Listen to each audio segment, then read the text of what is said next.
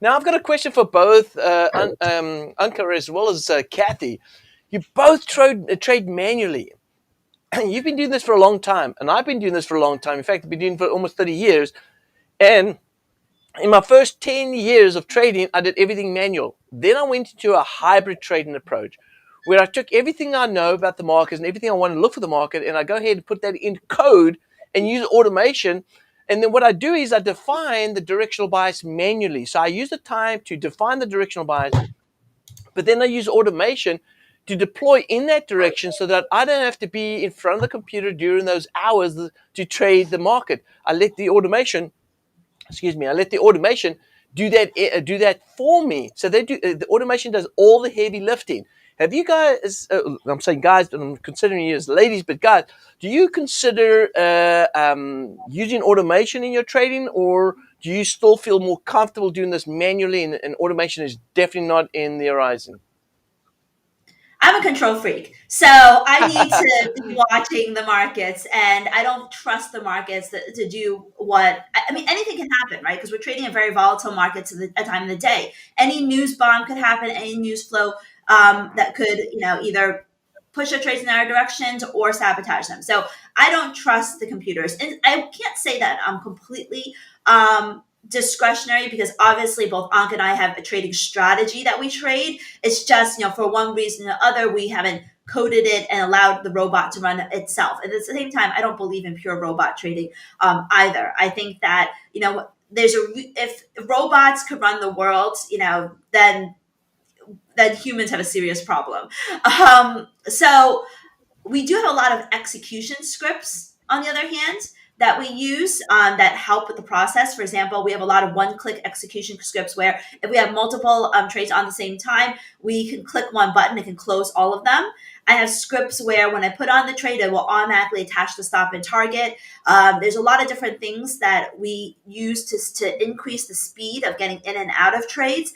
But the actual ideas themselves, I have long used a combination of, technical analysis as well as fundamental analysis. It's worked really well. And whenever I try to let the robot do its own thing, or just to do it on technicals, it never works the same way. Yeah, you see, and what I do is I combine technicals with automation. So finding the directional bias, doing all the homework that you need to do, just like yourself and Anka does. Finding the directional bias to define the overall direction of the market, and then going ahead and saying, hey, based on what I'm seeing right now for the next week, next 2 weeks, I want to be bearish Euro Aussie dollar. And all your system is going to do is going to take what you do manually, and it's going to go ahead and look for those trades throughout the day, throughout the morning, and place the trades for you with your right equity management, the stop losses, all that good stuff to protect your positions. But at least you're not having to be at the computer stuck there all day long.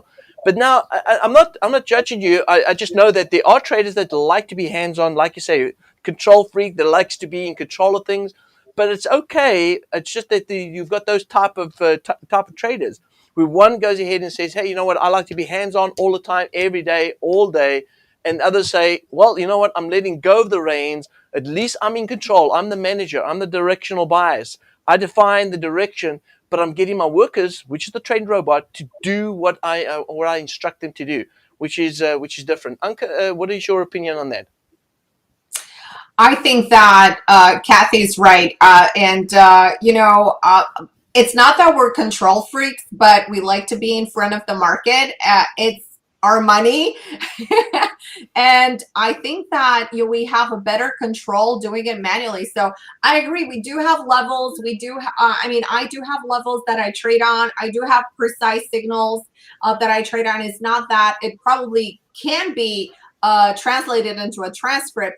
But it's the control that you have over price. It's the fact that if the market environment changes all of a sudden, you're able, if I'm in front of the computer, I'm able to take a nanosecond decision and say, hey, I am going to exit the trade, or I decide to add more to the trade. So I think that from this standpoint, I feel a lot safer when I'm handling the market versus having a little gray box or a little black box doing my trading. I Okay. think that, yeah. it's just a personal preference. And like I said, I like to be in control of my money. It's just like, when you give your money to a hedge fund, right? So your return on that hedge fund may be 8% per year, but my return for one trade can be like 5% per trade. You know what I mean? So you have a better control over your trades. Okay. All right. Fantastic. Well, do you enjoy, Anka, do you enjoy cooking? I do enjoy cooking. I wish I had, more time, to cook, but I do enjoy cooking. Do you ever use the microwave? I'm just Um, saying. I'm just Nothing saying. good comes out of the microwave. Nothing good comes out of the microwave. All right. Well, that's me. I'm a microwave baby. I'm just like, hey, you know what?